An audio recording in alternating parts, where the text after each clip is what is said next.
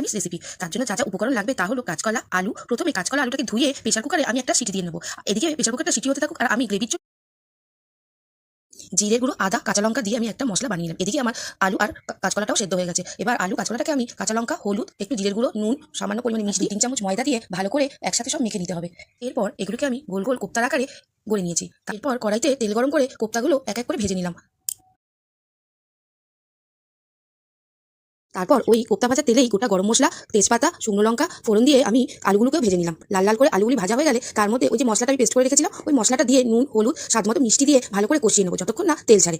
এরপর মশলাটা কষা হয়ে গেলে তাতে পরিমাণ মতো জল দিয়ে আমি ঢাকনা চাপা দিয়ে রেখে দেবো যতক্ষণ না আলুটা সেদ্ধ হয়। তারপরে আলুটা সেদ্ধ হয়ে গেলে ওই যে কোপ্তাগুলো ভেজে রেখেছিলাম সেইগুলো ঝোলের মধ্যে দিয়ে দেবো। কিছুক্ষণ ফুটিয়ে তাতে গরম মশলার গুঁড়ো আর ঘি দিয়ে নামিয়ে নেবো। তৈরি হয়ে গেল আমার কাঁচকলার কোপ্তা। আর এই রেসিপিটি তোমরা ভাত, রুটি, পরোটার সাথেও খেয়ে দেখতে পারো, খুব ভালো লাগবে। আজকের ভিডিওটা তাহলে এখানেই শেষ করলাম। দেখা হবে আবার নতুন একটা ভিডিওতে। ততক্ষণের জন্য